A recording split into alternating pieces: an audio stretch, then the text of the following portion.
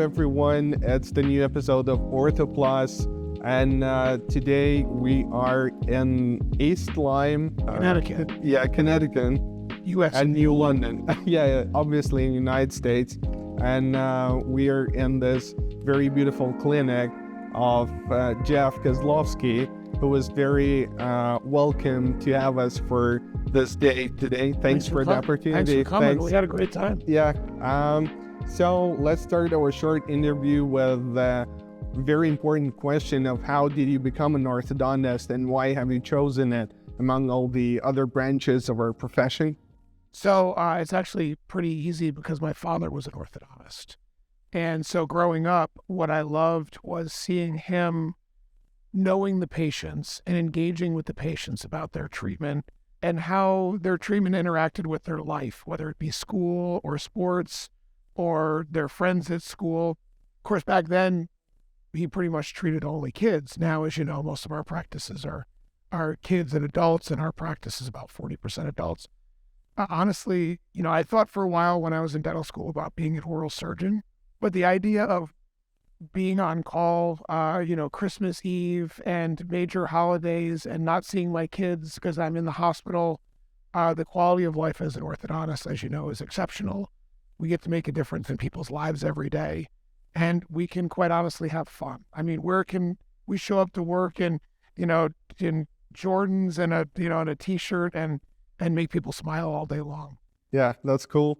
What do you think about if you would have a question to choose your profession in 2022, like to start all over again? Yeah. Would you choose orthodontics? I would. Okay. Yeah, no, I mean, so I've heard a lot of people say like orthodontics is changing, technology is changing orthodontists, it's going to take the orthodontist out of it, you have general dentists, blah, blah, blah. I mean, it's still a great profession. Yeah. Okay. Our patients don't die. We make them smile. Generally speaking, our patients healthy. We don't have to do, blood pressures and medication checks for our patients at every single visit. Yeah. I mean, there's other things that I would be interested in doing, but more as a retirement. I'd love to, my wife and I have talked about going back to school and getting a degree as a chef. Whoa. We both love to cook. We almost never eat out. We cook dinner, we make our own, I catch my own fish and we grow our own garden. So I love that. Or I might be like an architect. Yeah, I love designing things, and I love building things, and I love making things, but I don't know if I'd want to do those as a full-time profession. And have you designed your clinic as well? I did. Well? We designed all the space. Wow. Obviously we had professional help with certain parts of it, but I love an open, modern feel that's clean without a lot of, stuff. Right. Even like we had to figure out what to do with this high ceiling, so we put this drop ceiling in with HVAC and TVs, and so we did the design and the flow of the office. Awesome. Cool. Yeah.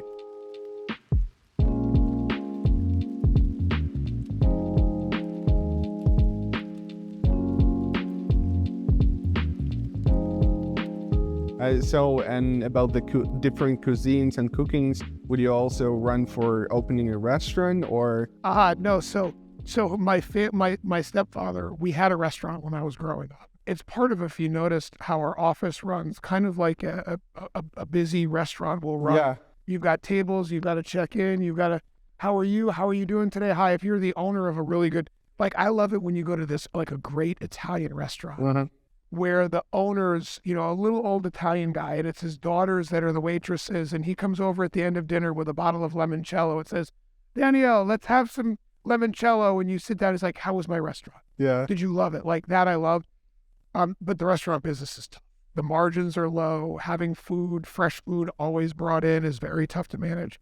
My wife and I did joke that in retirement, we would do like an underground restaurant in our kitchen. 6 people, make it very expensive. I don't know, like some absurd amount that people are, want to pay. Well, all the wine and food are included, and we'll just cook and we'll talk and we'll laugh and we'll have a good time and tell stories and get to meet new people. The likelihood of that happening is very little, but we love cooking for people. It's one of our favorite things to do. Cool. So you're a very experienced orthodontist now. but back then when you were just starting, do you remember your very first seminar that you went to? And what were your like ideas and thoughts? Because many of my young colleagues, they go up for some educational purposes on different seminars, and they go out with just an idea that they don't understand anything, and they're frightened and scared. And can you like share what you thought? Yeah, I think there's probably three parts to that. For those that are intimidated as they get in trying to learn everything, you can't short circuit the journey of learning. Like, you can't learn everything all at once. And that's the beauty of what we do. I mean, when we were talking before, one of the questions is like, are we supposed to be lifelong learners? Yeah. The answer is yes. I learn something every day I'm working. Now, whether it's about how to straighten a tooth, or how to design an attachment, or how to bring down an impacted canine with aligners, or how to talk with a mom who's, we had a mom today whose son came in. He was ready to start treatment. Mom was diagnosed this week with a very aggressive cancer. Okay. It's sad. I looked at the mom and I said, then we're going to treat your son for free. You make yourself healthy. I mean, she was crying. I was crying. Like, there's things you learn about every day, and it's not always about a bracket and a wire or a liner. It's about people. It's about running a business. It's about, you saw my team gets along well. They're goofy. We have a fun time. It's about all the things that go into orthodontics, which doesn't really answer the seminar question. So one of my first seminars way back, so I've been practicing 24 years. So this is 28 years ago, was Bob Smith and Steve Tracy. And Steve Tracy has since passed away. They're both US-based orthodontists. Bob's no longer practicing, but still healthy, and they're mentors of mine. And I watched them show a little bit of everything. This is before aligners, but they could work with clear. They could use lasers. It's even before TEDs, but they could talk about aesthetics. They could create beautiful smiles. They could work with a dentist. They just could do all the different aspects. And I said, it's kind of like if I were a soccer player, I would want to be good at all positions. And so I tried to model my career after being able to do a lot of things, which as a young orthodontist is scary, because what technique do you want to follow? Do you want to follow passive self-ligation, or do you want to be an aligner orthodontist, or do you want to follow, Roth or Ricketts or whatever else? Ultimately, probably the seminar that changed me the most was in 2001, when Dwight Damon came out with his first passive self-ligating bracket, and I saw him, and I looked at the cases he did, and I went like, what? And I just remember thinking, like, how does he do that? And clearly he's an excellent orthodontist, but there's something about the technology that enabled. I was always a minimally extraction orthodontist. I like broad, beautiful smiles. Now that we know about airway, you add that to it, there's reasons to minimize extractions. It's not an argument over whether extractions are good or bad or indifferent, but I found that with the Damon system, I could do things that I wanted to do for patients, but didn't have the technology available to do. So that, that 2000, it was December of 2001. I'd been practicing 3 years, and it was New York City, first weekend in December 2001. I'll never forget it. And it changed my career, honestly. Cool. And just to follow that question, what was the last seminar that like sparked some new ideas? Because there's like a curve of learning. When you get higher, the less come those all sparking ideas. Yeah, there's fewer new things to learn. The truth is, there's always new things. I think I was at Orthopreneurs in Austin, Texas, which Glenn Krieger puts on a great meeting, and Doug Shaw. And, it's not even really about teeth. It's about working with people, working with teams. There were leadership discussions. And it just, for me, that's a big part of what I do, but it re-energized.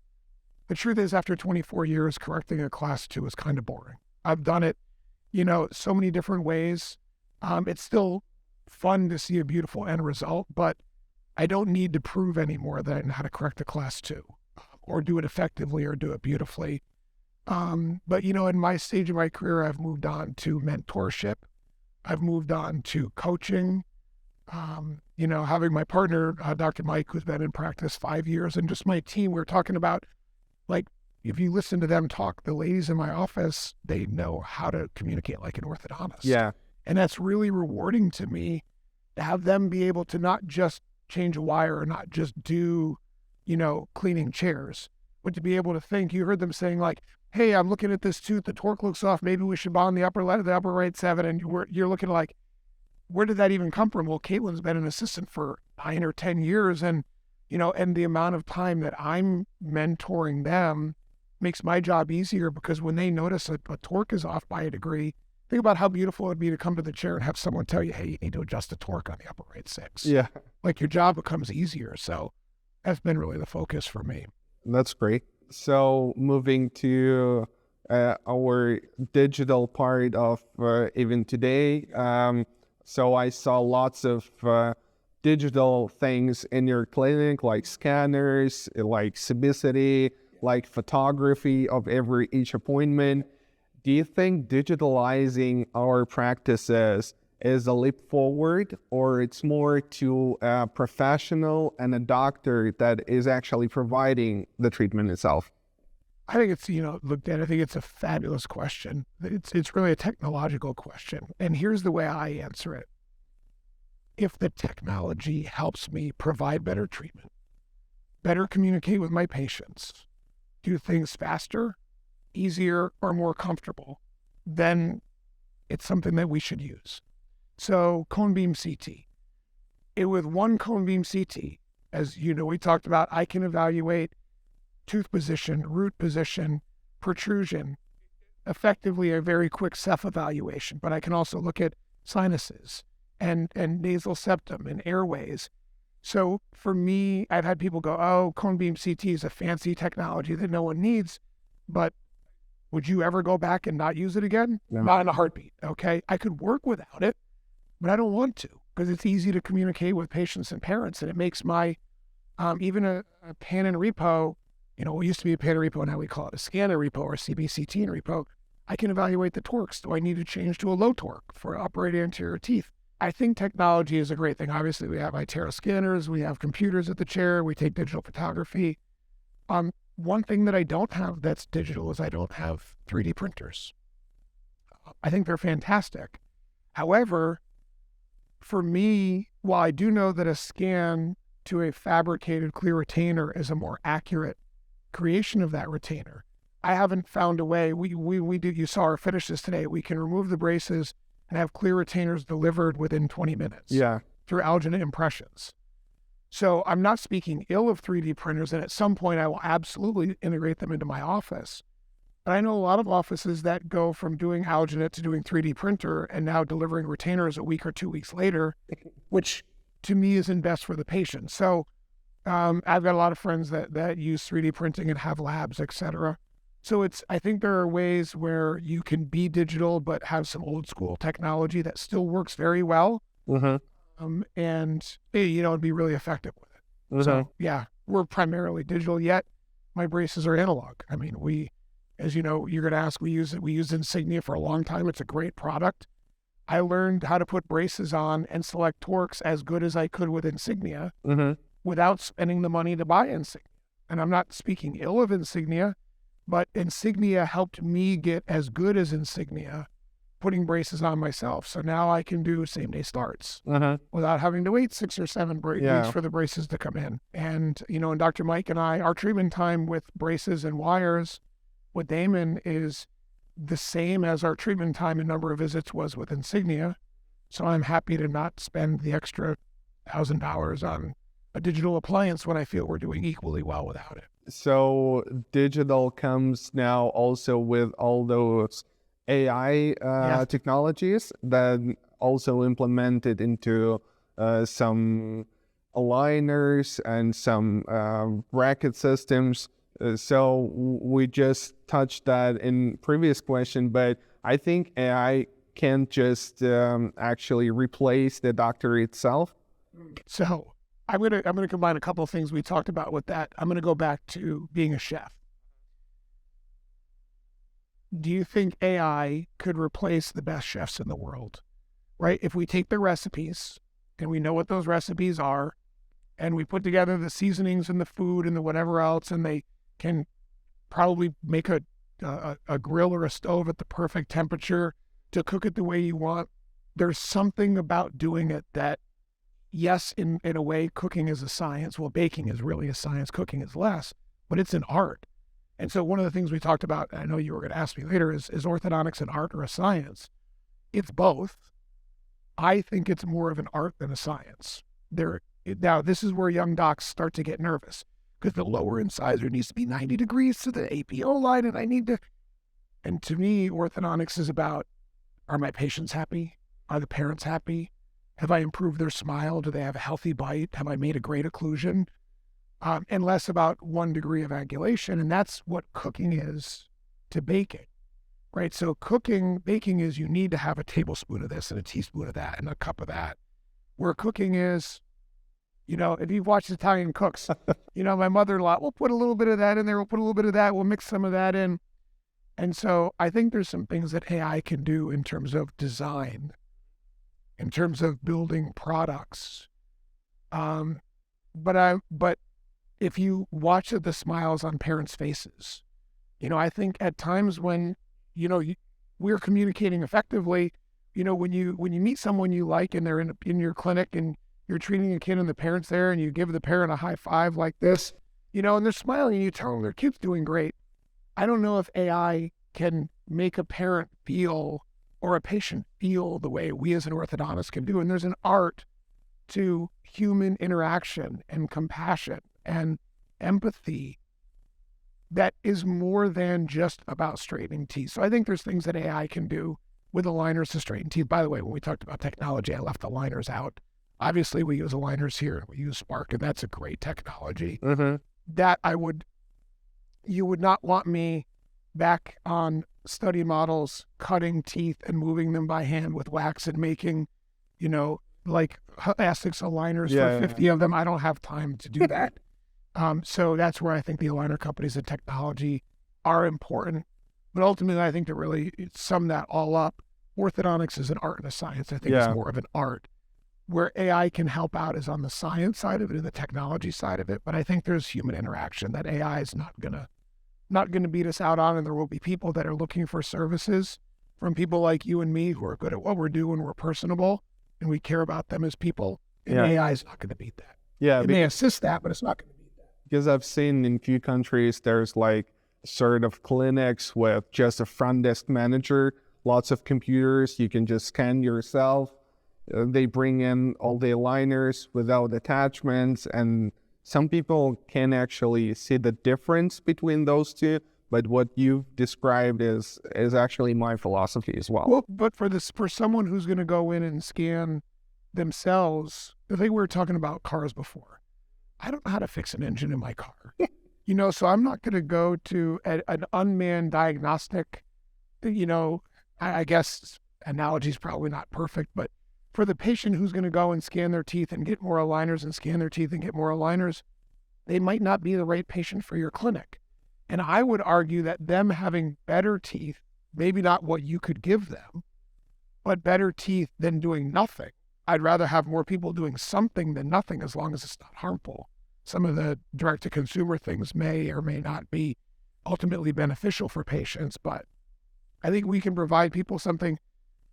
Why do you choose to go out to a nice dinner at a fancy restaurant with a bottle of wine instead of going to McDonald's? Mm-hmm. Yeah. Right. And so I'm not saying it has to be more expensive, but there's an experience, there's a feeling, there's a taste, right. There's a, there's coziness. It's a community, right? You have patients that live near you, that know you and see you in the grocery store and say hi, and that AI, for the right people, AI is never going to replace that. Yeah, for sure. So you told me that you were practicing for more than 23 years. I'm in my 25th year now. Oh, that's I know. way Old guy. long. So, and for sure, during this day, I saw that you absolutely love your job as well as your team does. So what inspires you and motivates you? Like, you've mentioned already, like the finals and the happy smiles. I think what motivates me the most is trying to put it all together. And this is what's scary for a young orthodontist. I had a young orthodontist ask me, she was visiting and she asked, we had a patient that needed a surgical uncovering of the canine. It was close to the root of the lateral. And she came into the consult with me and I said, this is going to be easy. We're going to put braces on. We're going to make some space. We're going to send you to the periodontist to do a procedure. They make an opening in the gum tissue. We'll put a brace on. We'll bring that tooth down. And afterwards, she said to me, how come you didn't talk about the risk of resorption of the root of the lateral? And I said, because it rarely happens.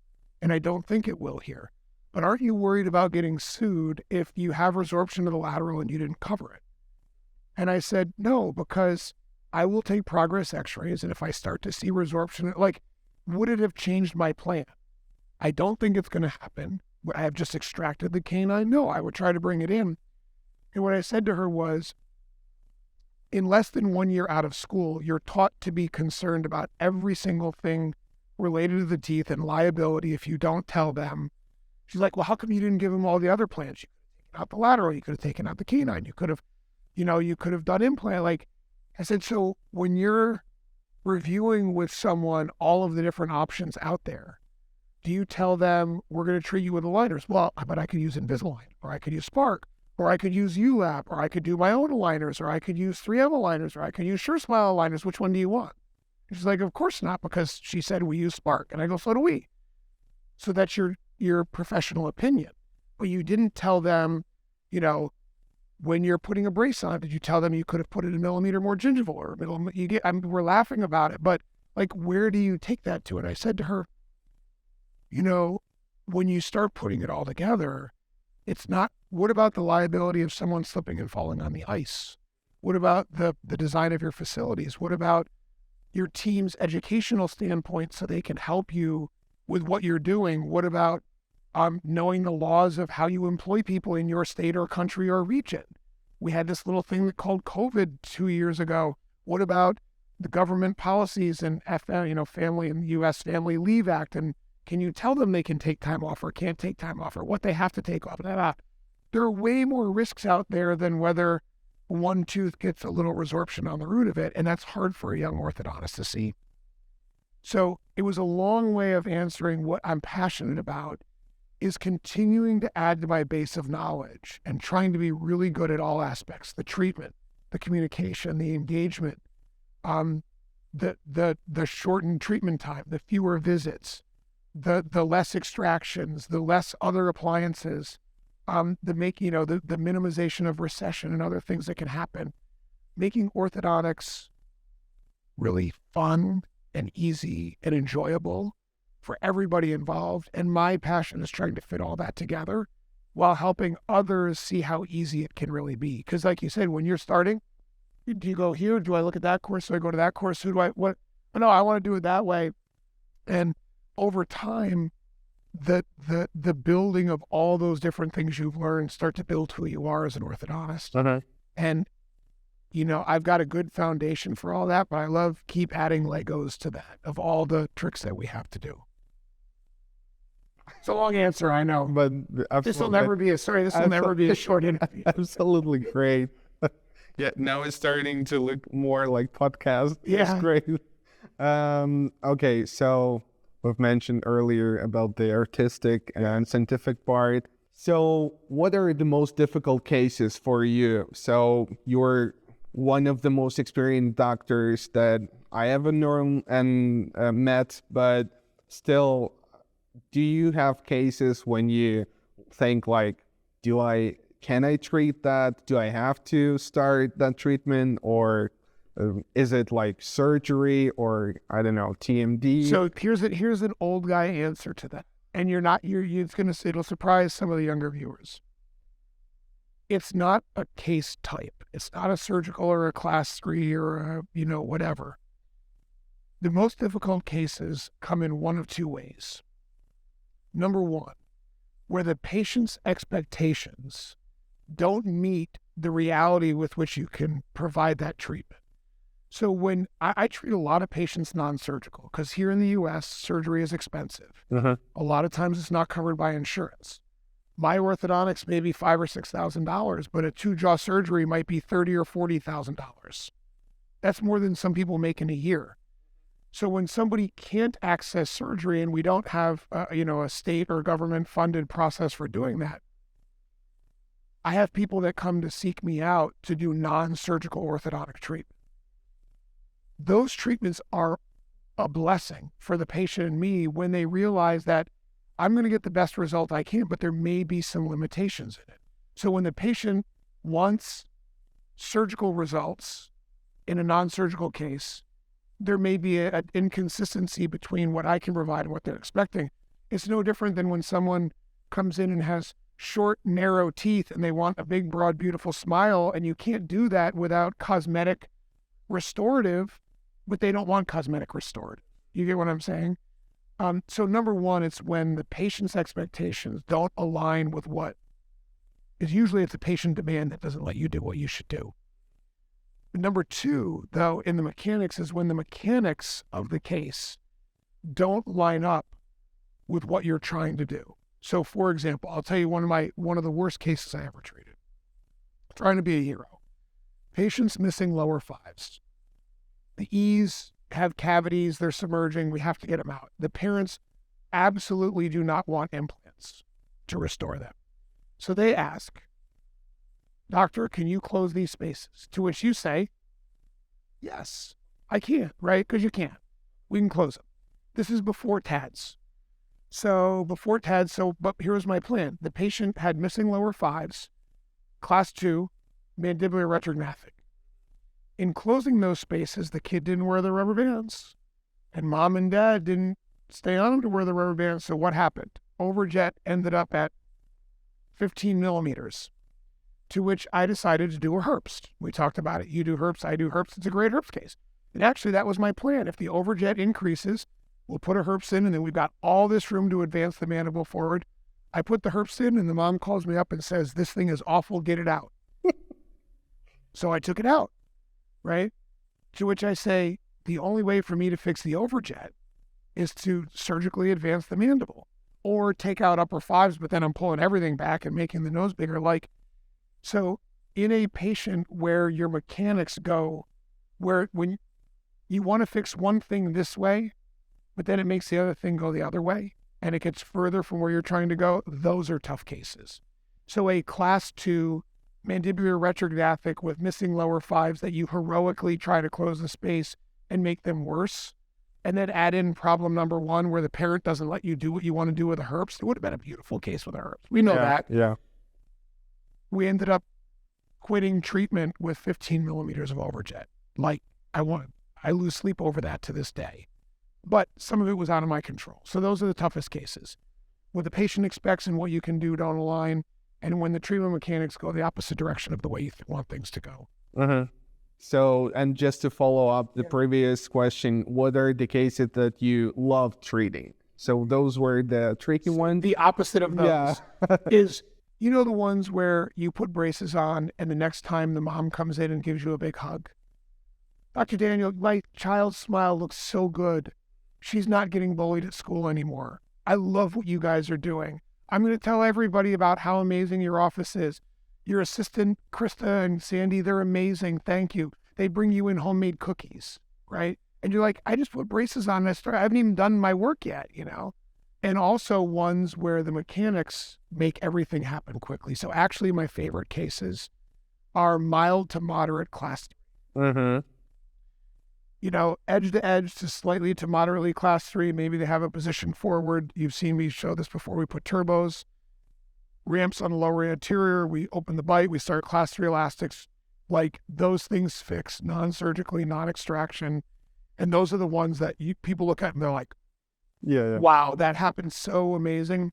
So probably class 3s that are not super high angle, long open bite, long face that you can't do without 2-jaw surgery. Any class 3 but that are probably my favorite cases. Okay. So you've done lots of lecturing all over the world. You actually came to St. Petersburg as well. For those of you who have reached that seminar as well. So what do you think about the new generation of orthodontists? Are there any like specific changes that you see between your generation and all the new ones? So you're saying I'm in a different generation? No, I'm just teasing. I think so. I love the question. Like the approach, the goal, the philosophy.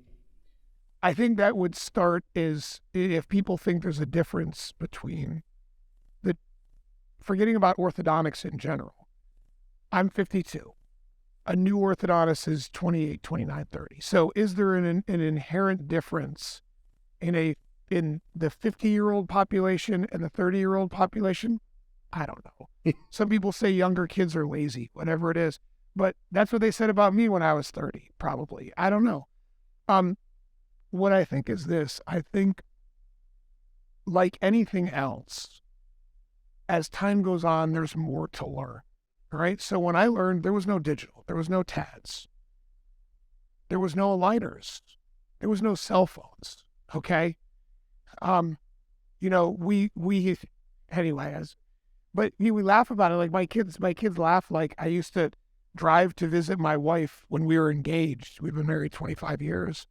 And I'd have to stop at a payphone on the side of the road to call her and tell her when I was going to be there because we didn't have cell. So the difference that I see is there's more to try and put together. Do you do digital? Do you do analog? There's the cost of doing business. You have to be in business long enough to make a decision to spend that much money on a cone beam CT. And so while I think cone beam CT is great, I wouldn't advise a kid coming out of school who's opening their office to have that be the first $300,000 they spend. Build a nice clinic first, get some people in the door, Both of my kids are hoping to be orthodontists. Our daughter is 21 and she's applying to dental school now. And I've had a lot of people say they wouldn't want their kids to be orthodontists, which is frightening to me because I think it's an amazing profession that I hope my kids choose. And, because there's a lot of change, at least in the U.S., corporatization and conglomeration. And I think it's an amazing profession. And what I think is likely different about the new docs, number one, they're natively digital.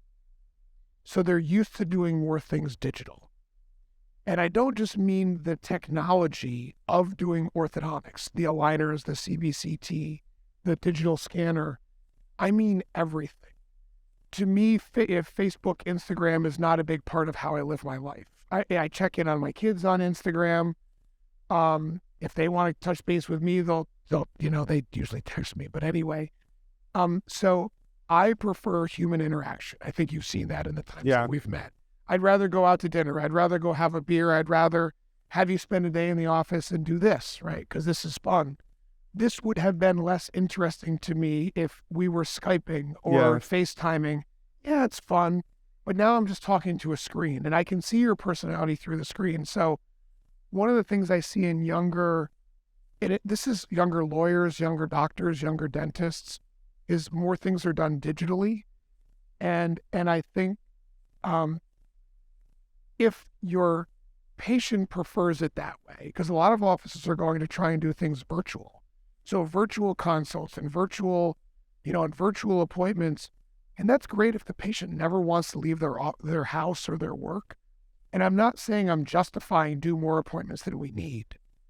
But I do think people on occasion want to be seen and want to be, it's when I see my patients, they like this. You see hugs, right? There's parents giving me hugs. Right. A dad pulled me aside and said, I just wanted to thank you for everything you're doing for my daughter. Her smile looks amazing. Cool. And some of that you can't do with digital. So ultimately, I don't think there's a whole lot difference between 30 and 50. They may be more digitally native. If they can remember that what we do as orthodontics, as orthodontists, is about being a real person. Oh, going back to being a young doc.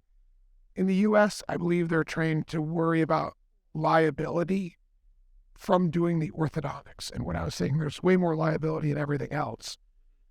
This may be inappropriate language for the podcast. I'm sorry, but assholes don't get sued. Okay? Even if you make mistakes as an orthodontist, even if you pull a canine down and things happen if we're dealing with people. If you handle it with communication, with honesty, with integrity, with compassion,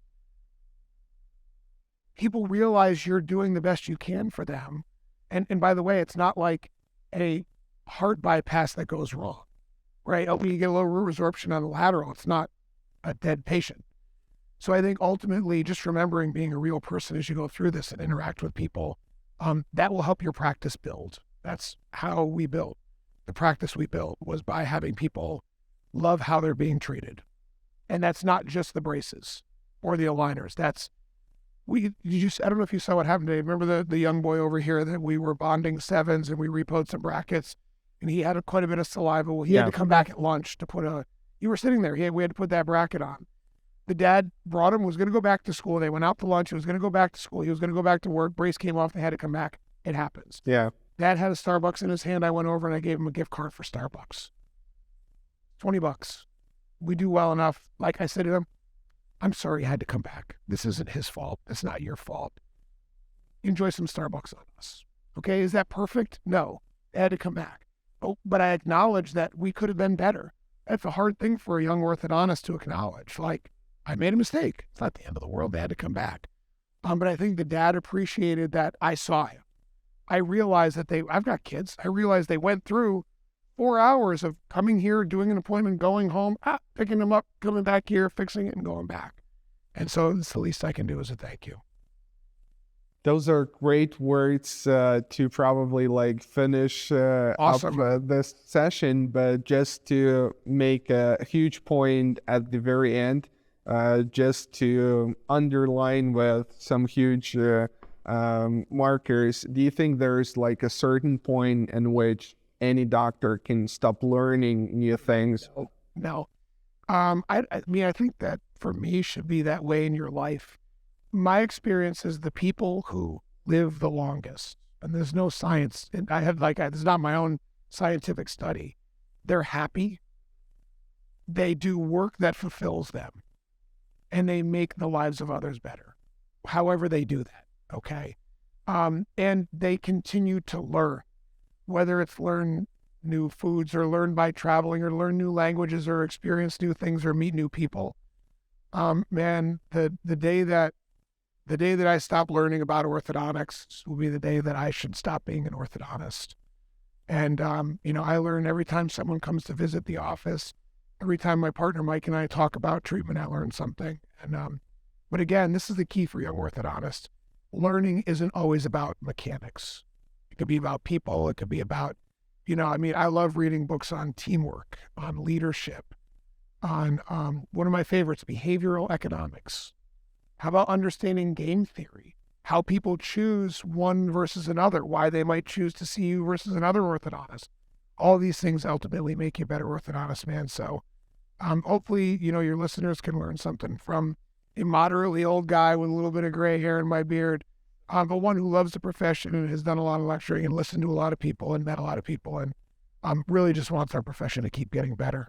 Thanks again. Appreciate it. Thank you, sir. Thanks for coming to visit. Done. Cut.